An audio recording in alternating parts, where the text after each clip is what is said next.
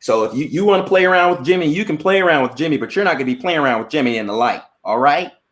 God made Adam and Eve, not Adam and Steve. That's right, not Adam and Steve.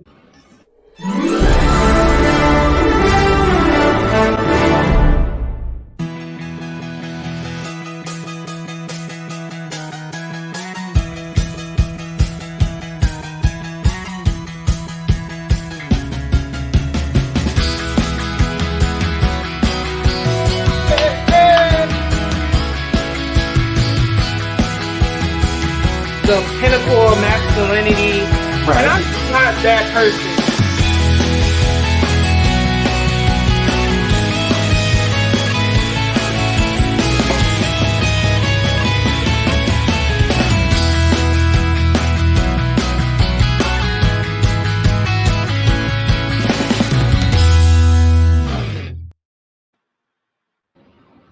I just love that introduction, don't you, Nasir? It's just so legitimizing. Hello, everyone. Welcome to Two Queer Kings, a podcast dedicated to members of our community, queer and non-queer alike, calling them to come out from the darkness and be their true, authentic selves without fear of judgment.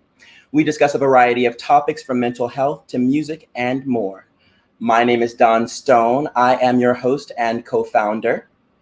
Hi, guys. I'm Nasir19onu. I am also a co-host and also co-founder. Thank you for being here.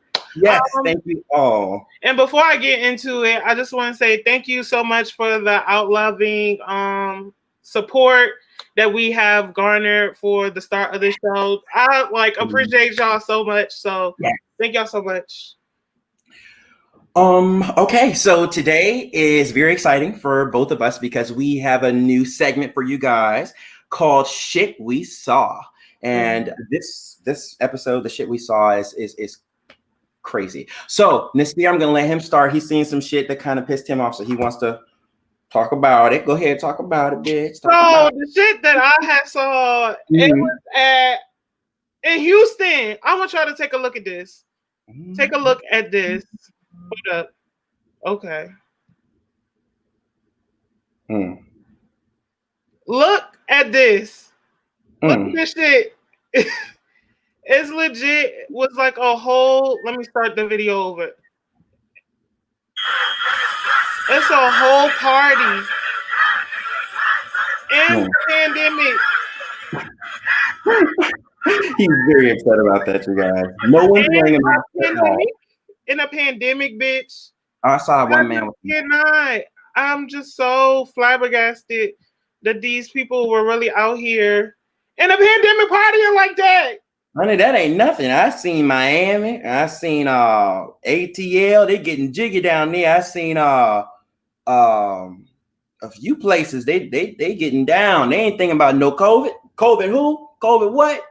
But in a pandemic though, y'all want to be packed in a fucking party like some Vienna sausages? Like what the fuck? For real? Personally, I've had the desire to go out and shake my rump, but circumstances have not allowed. I would most definitely do so if I could, but COVID. No, I ain't doing all that. The only thing I could think about with all of that's going on is this. This is the only thing I could think about with all that going on. Coronavirus. Coronavirus. It's getting real. Shit is getting real. Period. Wow. That's ridiculous. That's just crazy. But I'm not gonna pass too much judgment because I understand the feeling of wanting to, hang out with others. You've been in the house for 7 months. So I want to get the fuck out too. Yeah. Most definitely. What? And keep you all up away from civilization and all of that. No, thank you. Yeah. So next hot topic, shit we saw. 21 Savage had a birthday party recently and it was epic. It was 70s themed and he invited all the celebrities there. It was fucking star-studded, you guys. Just take a look. I mean, everything decked out. Look at that. Look at that vintage 70s, even the font. He had everything planned out. And he had everyone to come dressed up in a 70s costume. That shit was amazing. So I know a few that I saw. I saw Mulatto. She was dressed up as a lady pimp. She looked great. Who else? I saw Lil Baby and his girlfriend. They were pimps as well. Look at 21. He looks great. Oh, he looks fantastic. I saw T.I. and Tiny. No, T.I. and Tiny are there too. I think the camera's going to go with them shortly. But yes, 21. First of all, I'm a big fan. I love 21, all of the raps and everything like that. But then I saw this party. I was like, this nigga went all out. Which is what you do when you have money, I guess. It's great. Look at T.I. and Tiny. But anyway, that was something that I wanted to share with you guys because I got excited. I always get excited to see celebrities get together and get in their finery. You know what I'm saying? Any event like that. Jay-Z's Grammy brunch is very big for me. I love to see that. I think it's because it's a lot of color in the room. I think my favorite part about Halloween is like seeing the costumes, the celebrity costumes. Like, what were some of your favorite costumes that you saw this past weekend? The celebrities' costumes are always so authentic. Quavo and Sweetie had a good costume. I think it was what did you tell me it was from earlier? It was X-Men. So it was like Mystique and Beast from X-Men. I don't know who they were, but they looked great. I think he was in the chair for something like 17 hours getting all of his cosmetics done. So that's awesome. That was great.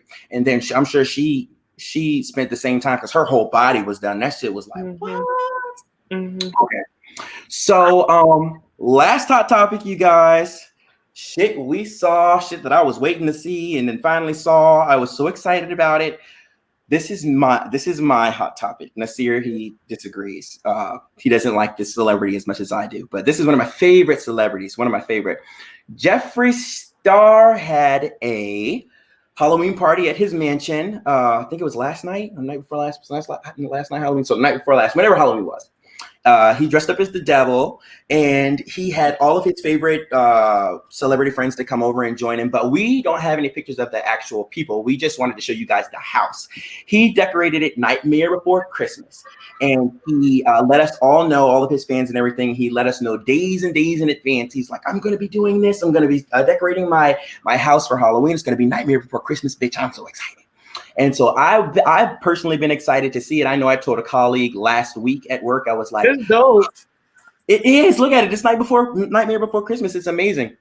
I told a colleague, I said, Jeffree Star is having a Halloween party at his mansion. I would just die to go. But when I become famous, I'm going to meet Jeffree Star. We're going to be very good friends. I'm dead. I'm just dead at how hard you cap for Jeffree Star, bro. I do. Yeah. You know, there's that whole thing about him being racist and all that. I've seen the videos. Let me tell you, hon, Jeffree's gonna have to tell me I'm a nigga to my face, like Chick-fil-A. You ain't shit. Yeah. You ain't shit, bro. No. Fuck Jeffree. For real. Hey, we're gonna agree to disagree. Yeah. So that's it for shit we saw, you guys. Hot topics and shit we saw. So now we're gonna move on to our main segment today, which is drum roll, please. The dynamic between gays and women.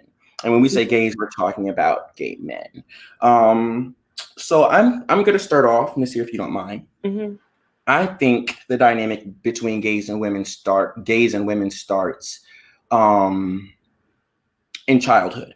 I think so personally because that's the time when we're developing, you know what I'm saying? And I may be speaking from personal experience, so I'm going to speak outside of my personal experience as well to cover all bases.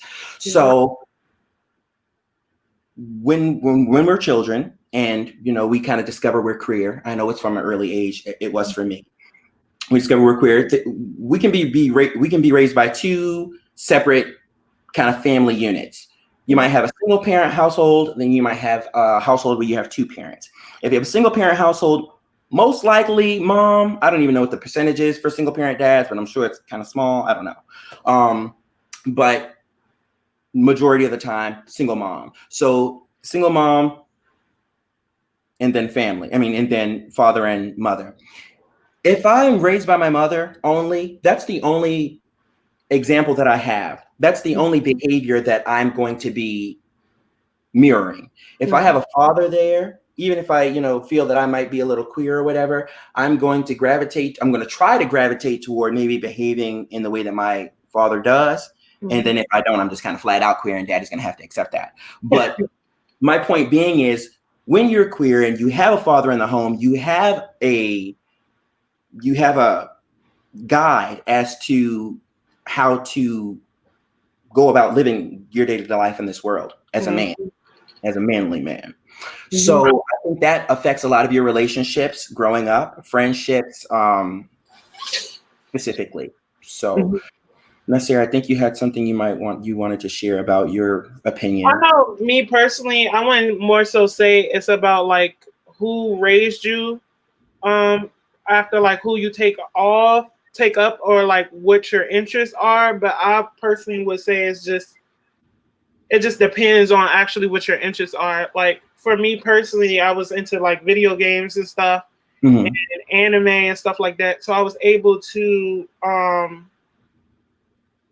like, because that was just what I was into as a person, I was able to then hang out with people and meet people of the same interests. Okay. So, I know you said you talked about, I don't know if you didn't talk about it, but you said you didn't really hang out with a lot of guys. I didn't, especially in childhood. So in childhood, there are only, there are only two genders, boy and girl. And, we have boy things that boys do, and then we have girl things that girls do. And I just never really had an interest in doing anything that the boys were doing. So I was always with the girls. And being with the girls, that meant that all of my relationships, my friendships, they were with girls. And so that's how I know a lot, or I think I know a lot concerning the dynamic between gays and women, because that's the majority of my relationships as a queer man. And then also I specifically just remembered, like, I was in the 4th grade one time, and we're in the gym, and I'm making jewelry with the girls over here chatting, and the boys are over there playing basketball. So just to give you a little visual of how that went. Now, as I've grown older, I've had, I have more friendships with straight men, and and they're good. Okay, but I'm not really passionate about them, because what do we really have in common? I don't watch sports or anything like that, but we usually talk about getting money. Me and my male, we talk about getting money. Yeah. That's something we can all talk about. Yeah, everybody like money. Yeah. But yeah, back to, I don't want to divvy too off, back to the main topic at hand, the black men or black queer men relationship with women. I think, me personally, like, like you said, you come from a woman, you're born from a woman, you know what I'm saying? So I think, like, your experience is always definitely like entangled, definitely entangled with the woman. Heavily influenced. It's influence. Thank you. And I would say that, because, like, me personally, women have always been more nurturing to me. And that's not to say that men aren't nurturers, because I believe that, me personally, I'm a nurturer. Right. It's weird, right? I feel like you have to think about it. Raised by women, not really having much of a male influence. What else are you going to mirror? What other kind of behavior you're going to mirror? But nurture. And so, and me, I grew up, like, I was sensitive as hell. So I think, like, me being raised by women, I definitely attributed some of those characteristics as far as, like, being a nurturer and stuff like that. And I think when I eventually grew up and started becoming, able to make my own friend groups, I tried to, when I was younger, I, like, could connect with, the guys, because we had similar interests in anime and stuff. But as I got older, I started searching for that intimacy within my friendships. That you can only get sometimes from women. You know what I'm saying? I think women in the relationship with queer people is like they mirror each other a lot, especially when you talk about discrimination, different things of that nature. And I think now in society, it's like we both coincide together and we both talk about our struggles and we both help each other. It's like a coexisting relationship, almost like an affinity symbol sometimes. Now, that's not to say that some women, you know, they are very homophobic. Some of them are very homophobic. Some of them, it's cool for us to be gay, but they children. I'm trying to understand your statement about the coexisting, the gays coexisting with women. Are you saying that gays kind of put themselves in the place of women? Because I know for a fact a lot of people don't like that. A lot of people really dislike the fact that gays put themselves in the same. Yeah, and let me correct what I'm saying. Like, I definitely don't want to say that we're the same, because definitely I definitely think, like, me as a person, I experience privilege over me being a male. I experience privilege over women, definitely. Like, I think in certain instances I might be more approachable in like a business meeting or like in transactions and stuff like that versus a woman, or someone might not be as quick to threaten me with violence versus a woman. So I don't want to say that I don't want to say being queer and being a woman are so coincidental. Definitely, I think that women definitely have it harder when it comes to, you know, the discrimination and things that they face. But I will say that because we've both been oppressed in some way, fashion, because we've been discriminated in some way, in some fashion, we both definitely understand. I wouldn't say we completely get it, because even me today, I still don't completely get. I really struggle, but I think you've got something there. I really think you have something there when you talk about both women and gays being oppressed in some way. And now gays have been oppressed in the past, but African American gays are still very oppressed. I'm just going to say that. But most definitely, and then I want to talk about how passionate we are about our relationships with women. Very, very passionate. They nurture us, we nurture them. And it definitely, that's the missing link for this entire episode. Nasir really hit it on the nose. It is the oppression that, you know, that all of us have faced. And then it's not just, you know, your woman's specific oppression. There are so many different oppressions that people go through. A girl may be rich, daddy may be rich and white. You know what I'm saying? But the love might not have been there the way it was supposed to be. And so, you know, white girl gets up with gay black friend.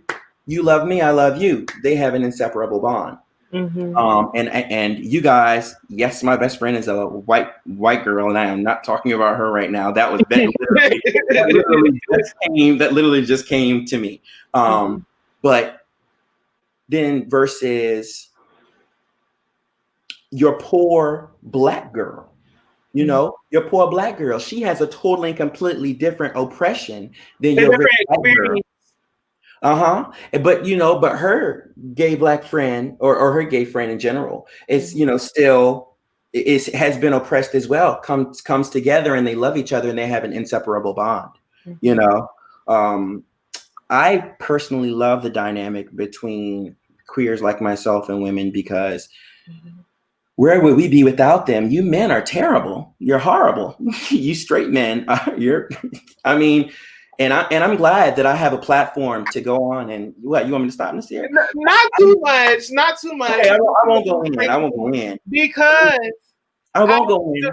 I definitely met some straight guy friends who are like really are like down for you, or really like they don't care, like they're really supportive. So I wouldn't give too much on straight, but I definitely think like it's definitely made certain, you know, it definitely makes the situation harder, I guess. Like growing up in life being queer, the dynamic between you being queer and other straight.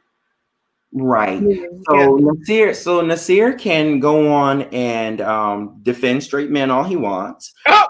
I'm gonna go on and say what I was about to say, that if we didn't have women here to make us feel like we're okay, that we're actually people, like we're actually fucking normal, God only knows where we would be. You know what I'm saying? Because the majority of cis straight men do not accept us for who we are as human beings. See, the thing is, like, I've experienced on both sides, both sexes. I've experienced it on both sexes. So it's like I definitely think that what I think. I definitely think that it's not as black and white. It's not as black and white as we may say, or as it may be. Experienced both sides as well, and it is not as black and white as I'm saying it. It's not, because I have a lot of, like I said, I have a lot of cis male friends as well who do accept me, and we chat. But at the same time, I'm not my true, authentic self with them all the time. And maybe that's me having poor judgment on not building relationships with people who I can be myself around. But at the same time, it's just an elephant in the room. You know what I'm saying? My homosexuality, your heterosexuality, it just, unless your soul is just beautiful, chances are we're going to have an issue. Yeah, it takes a really kind person to really I think to say, because you gotta understand, like, for you to be friends with a gay person, you about to get called gay, you about to encounter a whole bunch of BS. So it does take some courage. I don't want to say courage. You gotta not give a F to be friends with gay people. Right. Not queer people. Not giving a fuck. So not giving a fuck is different than having courage, because unless we're saying that it takes courage to not give a fuck. Okay. It do a little bit. It does. It actually does take courage not to give a fuck. It takes a whole bunch of courage. I actually read a book called The Art of Not Giving a Fuck. Very, very, very good. Recommended to me by my therapist. The Art of Not Giving a Fuck. It was amazing. Taught me a lot of valuable shit. But if you're gonna have the courage to not give a fuck, then that automatically just means that I think you're that beautiful soul that I was talking about. Now, some people don't give a fuck, and they just don't give a fuck to other people's detriment. But when we're talking about the good, we're talking about the good not giving a fuck. The good not giving a fuck is, you don't pay my bills. You don't do anything for me. I have no reason to care about what you think about me. You know what I'm saying? That's the good not giving a fuck, which in turn will allow a straight cis man to connect with a gay man without fear of judgment from the outside world. The only thing a man is going to be able to do, only thing a straight man is going to be able to do, is be comfortable in his sexuality. Be comfortable in his sexuality, and then have the courage to not give a fuck. You know what's interesting? Even though this conversation or segment is supposed to be about women and gays, we slowly veer into men. Women get the short stick. Women thing all the time, bro. We couldn't help it, you guys. Yeah. We even tried before the show. We were like, we're not going to talk about. We're not going to talk about. We're not going to get too much. We're not going to put too much on that. But no, we couldn't help it. But you know, I did say what I wanted to say about the women and everything like that. Like, it's just, I appreciate our relationships. I don't know where, like I said, I don't know where I would be without women. Personally, my mom. I'm going to talk about my mom real fast. She was very. When she, first of all, mother already knew. Mother knew, you know, how to come out. But when I told her, she didn't care. And I still count myself so blessed to have a mother who did not ridicule me or scold me for my sexuality. It was just, it was just like a breath of fresh air. Like I didn't have to worry about it because I knew so many other people did. You know, and even to this day, I appreciate her for that, because that's not something I would feel like having to be a shell of myself for or hide or anything like that. And I didn't have to. And that's something that was a privilege that I had. It was a privilege. I think I felt more free with the girls that I met in school than the women in my life, personally. Like, I felt more accepted with the girls I would meet at school than the girls I would know at school, or the friends that I made at school, versus than the ones at home, personally. And that possibly has to do with the generational difference and conceptual thinking. You know, this is not accepted, and if it is accepted, if we're going to be accepting it, we're going to be accepting it in the dark. You know, we're not going to be. So if you want to play around with Jimmy, you can play around with Jimmy, but you're not going to be playing around with Jimmy in the light. All right. God made Adam and Eve, not Adam and Steve. That's right, not Adam and Steve. And everybody's not going to be knowing about you and Jimmy in the dark. Okay. I think something that. I'm sorry. I want to interrupt. Go ahead. I'm sorry. I'm not just saying anything important. I think something that was interesting that I wanted to talk to you about personally is that,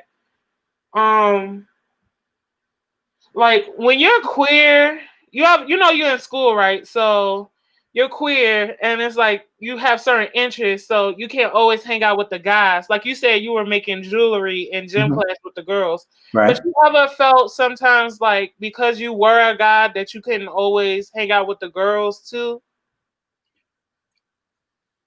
Because I am. Like, you ever felt excluded by the girls too? Because there was times where I'm like, I want to just hang out with the girls, and they like, no, you're a guy. Like, no, you're not. You can't. I wouldn't say like anything particular, but I'm gonna say this. I never felt like that. That way of conceptual thinking was projected upon me by people who thought that I should not be doing what I was doing with the girls. And then I might have thought, listen, this is a little girly. I probably shouldn't be doing this, or I should, be more masculine. Fuck that shit. You do what the fuck you want to do, and you be happy about it. You be fucking happy about it, because it's your life. And I would say, like, for me personally, it was like, I hang out with the girls, but then it would be a point where it'd be like, you can't hang out with us. Get away, move. So I would just be by myself. Sitting by myself. Like, for example, say like all the girls in your class, or all the girls in your all the girls in your school, like they have like a sleepover. I'm using that as an example, but that personally hasn't happened to me. But like, say they have a sleepover, and you hang out is with the girls, but you can't go because the parents is like, ain't no boys coming over to this house. Ain't no boys coming over to this establishment. So now all your female friends are hanging out, and you just sitting there. Okay. At home. So I'm like, in that way, you feel you almost like you're excluded from everything. Okay, so you just talked in two concepts. You talked in context, excuse me, not context, contexts. You're talking to context. You said one was an occurrence where the girls just didn't want your company there. Mm-hmm. And then two was your company was excluded by default because it was a girls only experience. Okay, so let me break it down. I've experienced the first one time, and that was because I had two girls that I hung with specifically. And three just became a crowd. You know, they were friends before I was, and then they kind of just herded together and kind of excluded me for a period of time, and that kind of hurt me. But that was the only time, and that had nothing to do with my sexuality. The second time, on the second context that you're talking about, that happens all the time. That still happens today. You know, the people at my work, we're very close. You know, we're almost pretty much a family. So let's say the girls decide to do something. Perfect example. One of our colleagues, she just recently got engaged or whatever. So for her bachelorette party, they went, I can't remember where they went to, but when they went there, of course, no men could come. You know what I'm saying? And who didn't want to party? It's a bachelorette party. Right. Yeah, but even still, you know, it's like, come on, because I hang out with y'all every day now. I would love to come out and party with you guys for the bachelorette party, but that was a girls only occurrence that I couldn't go to. So yeah, I have experienced exclusion with the girls before, but not due to my sexuality at all, just due to other things. Now, I want to say this. When you talk about those girls who just didn't want you there, I don't believe that had anything to do with your sexuality either. I believe that was just, you know. I don't think it has nothing to do with my sexuality, but maybe more so my gender. Like just being a guy. Okay.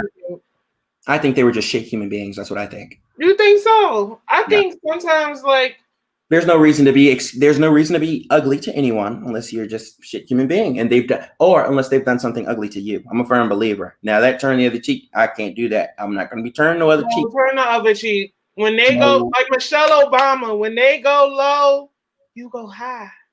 You go high. Right. You like, no, I'm not turning the other cheek, bitch.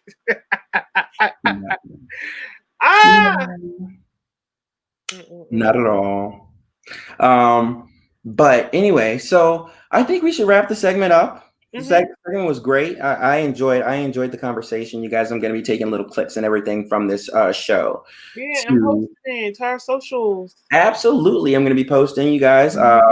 We have our Instagram names at the bottom of the screen. So follow us on Instagram, most definitely Dstone. And our Cash App name. So if you want to, I'm not begging. No, let me stop. I don't want anybody to think we begging. If y'all wanna, I'm not going to turn down the dollars, honey. I love dollars. If you want to cash these are our Cash App names as well. But you know, I'm just fine with you guys' support. I love the fact that y'all are coming at us with feedback and questions. You know, send us messages, ask us to do different segments. We're down. If y'all see this, want us to do. If y'all see this, sorry to interrupt.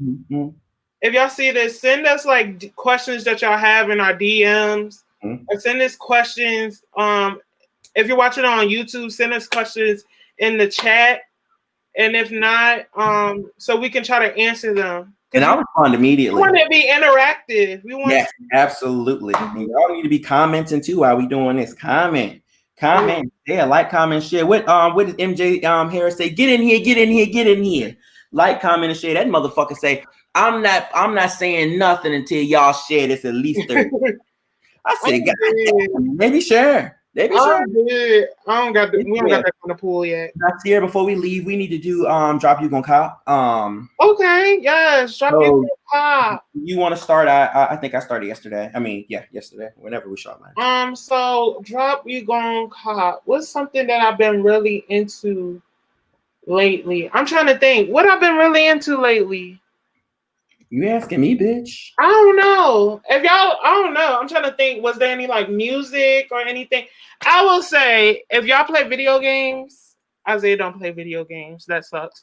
But if y'all play video games, Pikmin 3 Deluxe on the Switch, it is such a fun game. It's like a puzzle game where you control these little flower things and you throw. It's so fun. you can get lost in it for like hours. So yeah, I would say my drop to cop would be Pikmin 3 Deluxe on the Switch. What about you? Drop you go cop. Yeah. What about There is a album by Billie Eilish, 2017. Y'all go ahead and get used to it because my drops you gonna cop always probably gonna be old. I love old shit. Like, you know, I'm down with it. I love mainstream sound. I love mainstream music. I create mainstream music. I fucking love that shit. But when it comes down to just music that's gonna reach the soul, all genres, all eras, no exceptions. So back to my drop. Billie Eilish dropped an album 3 years ago. It was amazing. It's called Don't Look at Me. It's called Don't Look at Me. Awesome fucking album. Like I said, I've been in my feelings a lot recently. So great. Anybody who's going through something. I think I had one more drop you gonna cop. I sent it to you in a text message, Nasir. Let me see. I can't think. Let me see.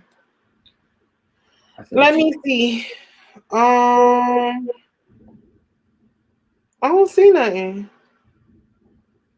Oh, that was my only drop you gonna cop. That was my only drop you gonna cop. But then if I go to my title, you guys. Oh yeah, let me go to my Spotify and see what I've been bopping to.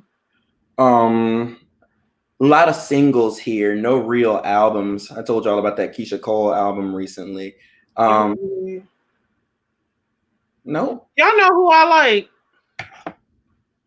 I want to play a clip, but I don't want to get copyrighted. But no, I don't know if I'm gonna play it. I'm gonna play. We might go ahead and play everything because we've already showed some things we could possibly get copyrighted for. Oh, bitch! I didn't even think about that. It's all right. It's credited. The hot topics. What are you talking about? Wendy Williams does it all the time. Okay, well. Ooh.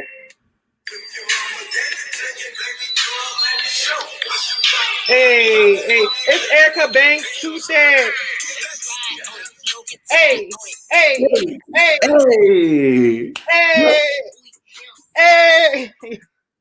I'm just trying to think. Too Sad by Erica Banks. I love that song. I'm gonna go ahead and give y'all some. Oh, go ahead. I'm sorry. Let's see. Oh, I was about to say, I think a lot of people think Erica Banks is like a Megan 2.0, but I think she has her own unique sound. Never heard her before. You done gave me a drop. I need a cop. Yeah. And I listen to Billie.